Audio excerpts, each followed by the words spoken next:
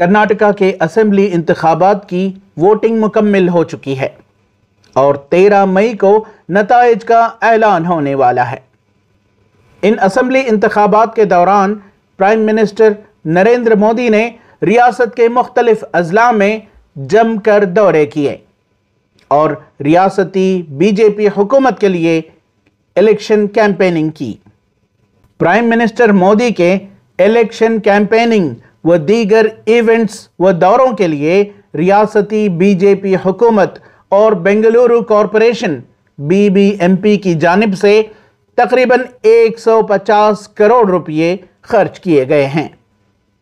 इस सिलसिले में बात करते हुए वेलफेयर पार्टी और आम आदमी पार्टी के लीडरान ने नरेंद्र मोदी की इलेक्शन कैंपेनिंग और इस पर टैक्स पेयर्स के करोड़ों रुपयों के खर्च पर अफसोस का इजहार किया व इसकी सख्त मजम्मत की और इलेक्शन कमीशन से मुतालबा किया कि इलेक्टोरल प्रोसेस में रिफॉर्म्स लाए ताकि दस्तूरी ओहदेदारों की इलेक्शन कैंपेनिंग पर पाबंदी आयद की जा सके।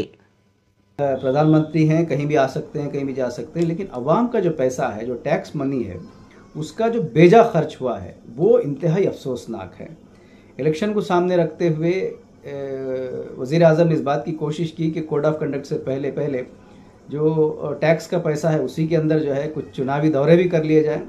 तो इस तरह से करीबन 150 करोड़ रुपए जो है सिर्फ प्राइम मिनिस्टर के कर्नाटक के दौरे पर इस गवर्नमेंट ने खर्च किए। तो ये 3-4 महीने के अरसे में तकरीबन 150 करोड़ रुपए अवाम का पैसा जो है इस तरह पानी की तरह बहाया गया है। ये इस पर सख्त हम मजम्मत करते हैं और इसी मौके से हम इलेक्शन कमीशन से इस बात का मुतालबा करते हैं कि जो इलेक्टोरल रिफॉर्म्स हैं उस पर जो है कुछ सीरियसली काम होना चाहिए, सीरियसली नाफिज होना चाहिए।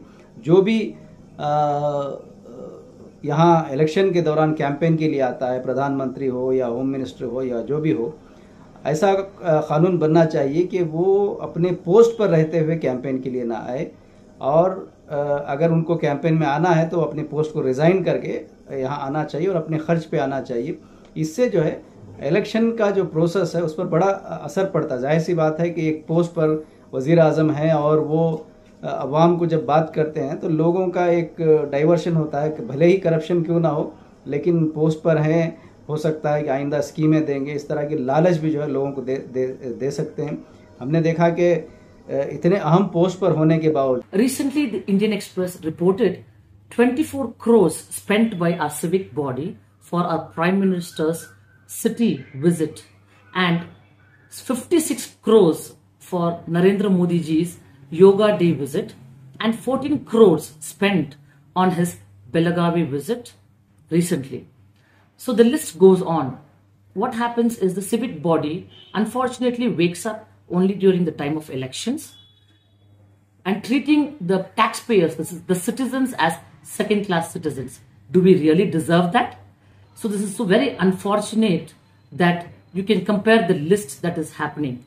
So the civic body of Karnataka needs to definitely learn the priorities needs to be different, and as taxpayers, the citizens need to have a peaceful day-to-day life by providing them better roads, not just during time of elections, but every day. Provide them proper roads, proper light facilities, proper drinking water, and so on.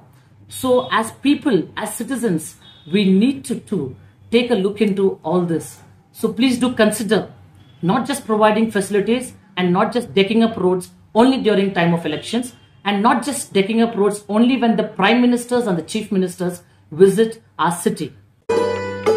ETV Bharat के लिए बेंगलोर से रफीक जब्बार की report.